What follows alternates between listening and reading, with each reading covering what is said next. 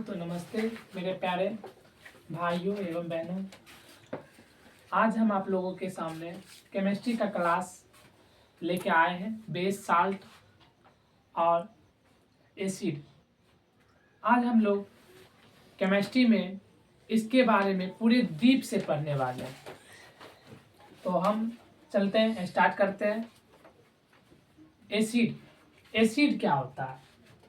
तो एसिड को जो है हम हिंदी में अम्ल कहते हैं। एसिड को जो है हम हिंदी में अम्ल कहते हैं, यानी वे पदार्थ जो स्वाद में खट्टा होता है। वे पदार्थ जो स्वाद में खट्टा होता है, जैसे इमली, आप लोग देखे होंगे, इमली, संतरा, नींबू, ये सब आप लोग देखे होंगे। दही, ये सब स्वाद में जो होता है खट्टा होता है। स्वांते आरहेनियस, ये हमारे केमिस्ट्री के वैज्ञानिक थे। उन्होंने क्या बतलाए, अम्ल के बारे में बहुत अच्छा से परिभाषा दिए थे। क्या परिभाषा दिए थे? वे पदार्थ जो जलीय विलयन में, वे पदार्थ जो जल में घुल करके H+ आयन प्रदान करे, उसे अम्ल कहते हैं। ये किसने बताया था? आरहेनियस। किसने बताया था? आरहेनियस। अगर आप लोग को बोला जाए यह कब बताया था, तो 1884 में बताया था। कब बताया था? 1884 में बताया था। अम्ल का जो होता है विलायक क्षमता उच्च होता है। अम्ल का विलायक क्षमता क्या होता है? उच्च होता है। जैसे हाइड्रोक्लोरिक अम्ल प्लस जल, हाइड्रोक्लोरिक अम्ल प्लस जल। इसकी विशेषताएं के बारे में अगर हम जाने, इसकी विशेषताएं के बारे में अगर हम परिचित करें, तो अम्ल जो होता है स्वाद में खट्टा होता है। अम्ल जलीय विलयन में क्या कहे थे? अम्ल जलीय विलयन में H+ आयन प्रदान करता है। अम्ल जलीय विलयन में H+ आयन प्रदान करता है। अम्ल का जो पावर ऑफ हाइड्रोजन यानी pH मान, वो 7 से कम होता है। अम्ल का pH मान कितना होता है? 7 से कम। अम्ल जो होता है नीले लिटमस पत्र को लाल कर देता है। इसको शॉर्ट में अगर हम जाने, तो शॉर्ट में हम याद करने के लिए कह सकते हैं अनिल। क्या कह सकते हैं? अनिल। अनिल, अ से आम्ल, न से नीला, ल से लाल। यानी अम्ल क्या किया? नीला को लाल में परिवर्तित कर दिया। तो अम्ल जो है नीले लिटमस पत्र को लाल कर देता है। उसके बाद अम्ल का विलायक क्षमता अधिक होता है। अगर आप लोग से पूछा जाए अम्लों का राजा कौन है, अम्लों का राजा कौन है, तो सल्फ्यूरिक एसिड यानी H2SO4। H2SO4। थेलेफाइट समूह के विलय नामक पेड़ से लिटमस पत्र प्राप्त किया जाता है। ये आप लोग का जो है ज्यादा इंपॉर्टेंट है, भविष्य के लिए बहुत ज्यादा जरूरी है। अब हम चलते हैं अम्ल के कुछ प्रकार के बारे में। तो अम्ल जो है 2 प्रकार के होते हैं, दुर्बल अम्ल, प्रबल अम्ल। यानी दुर्बल अम्ल, प्रबल अम्ल। प्रबल अम्ल को मजबूत अम्ल कहेंगे और दुर्बल अम्ल को जो है कमजोर कहेंगे। और इसके अलावा भी 2 है अम्ल के प्रकार, एक सांद्र अम्ल, एक तनु अम्ल। प्रबल अम्ल किसे कहेंगे? तो प्रबल अम्ल कहेंगे वैसा अम्ल जो पानी में पूर्ण रूप से घुल करके H+ आयन प्रदान करे। यानी वैसा अम्ल जो जल में घुल करके, पूर्ण रूप से घुलना, यानी जल में पूर्ण रूप से घुल करके H+ आयन प्रदान करता है, तो उसे हम क्या कहते हैं? प्रबल अम्ल कहते हैं। जैसे हाइड्रोक्लोरिक अम्ल, सल्फ्यूरिक अम्ल, नाइट्रिक अम्ल। ठीक। उसके बाद दुर्बल अम्ल, यानी वैसा अम्ल जो जल में पूर्ण रूप से ना घुले, वैसा अम्ल जो जल में पूर्ण रूप से ना घुले, जैसे कार्बोक्सिलिक अम्ल। अब देखिए तनु अम्ल और सांद्र अम्ल के बारे में थोड़ा परिचित कर लेते हैं। सांद्र अम्ल, जिसमें अम्ल की मात्रा अधिक हो और जल की मात्रा कम हो।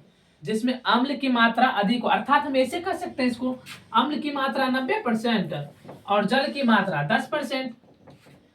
अम्ल की मात्रा 90% और जल की मात्रा 10%। यानी जिसमें अम्ल की मात्रा ज्यादा हो और जल की मात्रा कम हो, तो उसको हम क्या कहेंगे? सांद्र अम्ल। और ठीक इसी का उल्टा कह देंगे, क्या?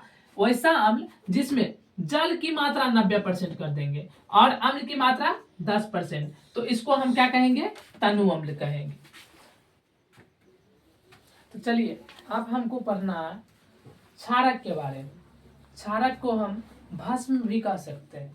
इसका अंग्रेजी नाम है बेस। बेस, अब ये समझते हैं बेस होता क्या है। बेस होता क्या है, यानी भस्म वैसा पदार्थ है, पदार्थ को कहते हैं जो स्वाद में कड़वा हो। भस्म वैसा पदार्थ को कहते हैं जो स्वाद में क्या होता हो, कड़वा हो। स्वांते आर्हेनियस, इनके अनुसार क्या बताया गया ये जानने का प्रयास करते हैं।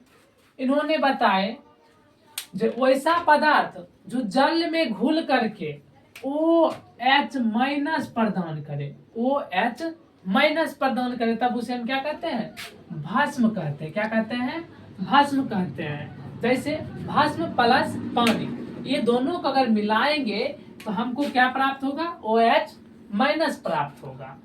तो चलिए अब ये हमको हमें जानने का प्रयास हम ये करेंगे। जो क्षारक तो हम समझा दिए। अब आप लोग के मन में तो ये प्रश्न उठेगा ही, क्षारक अगर ये होता है तो क्षार कहते किसे। तो चलिए आपका क्षार भी हम बता देते हैं।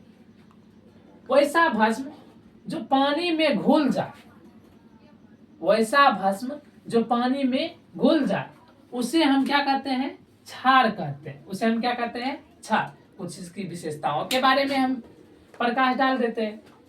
इसकी विशेषता निम्नलिखित है।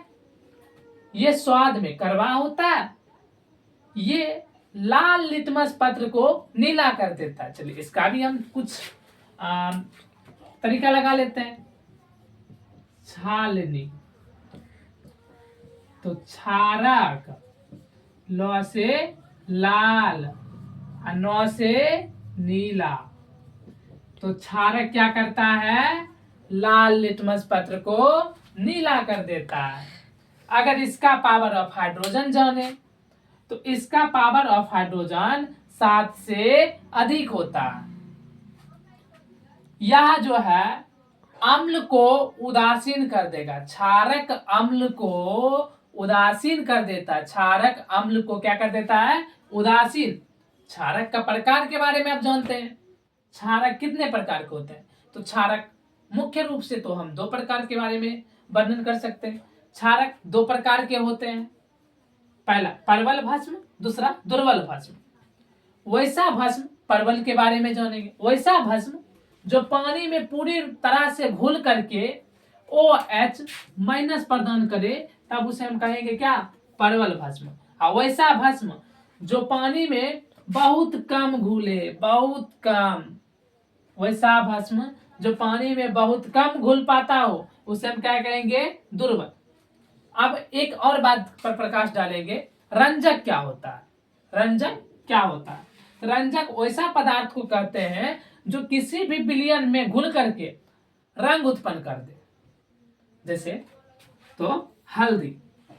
अगर आप लोगों को मेरा क्लास अच्छा लग रहा है तो प्लीज आप अपने दोस्तों को शेयर कीजिए और सपोर्ट करें, ताकि हम अगली वीडियो आपके सामने लेकर आवे बहुत जल्द।